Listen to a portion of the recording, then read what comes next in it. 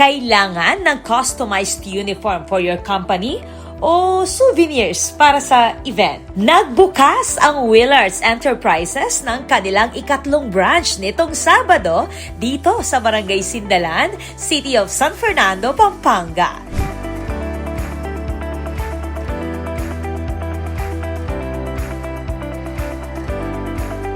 Specialized ang kumpanya sa customized uniforms, printing, embroidery, at full sublimation, pati na rin sa paggawa ng caps, bags, at iba pang customized merchandise.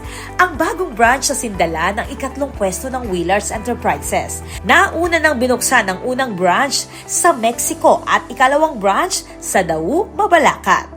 Nagsimula ang negosyo noong 2016 pa bilang backyard business na gumagawa ng printed t-shirts na may Bible verses. Sa paglipas ng panahon, lumago ito at naging isa sa pinagkakatiwalaang uniform manufacturers sa rehiyon. We are customizing uniforms. Iyapin po yung pinaka-edge meet in our SAR product, customized uniforms for all companies, minor schools, and organizations. So we specialize in embroideries as well and full sublimation.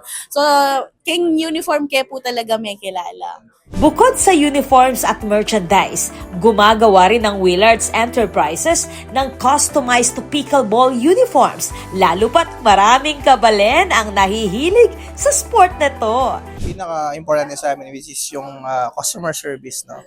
So, hindi naman siya natatapos kasi pag sinerve mo yung client, tapos na yan, di ba? So, sa Willards, we treat our customers as family talaga, no? Pagdating sa mga kliyente namin, binibigay namin yung 100% namin na ibibigay talaga namin kung ano yung kailangan nila. Hindi lang basta dahil nagpagawa sila, but we always prefer the second order na ibibigay nila, hindi lang yung una. May mga kliyente kami 2016 pa. Hanggang ngayon, customer pa rin namin sila. So, yun yung napakasaya sa pakiramdam. Hindi lang siya basta-basta nagpapagawa. Nagiging parang kaibigan, pamilya mo na talaga yung mga naging customer namin. Matatagpuan ang bagong branch ng Willards Enterprises sa Barangay Sindalan, City of San Fernando, Pampanga. This is Patricia Mamangon on the spot.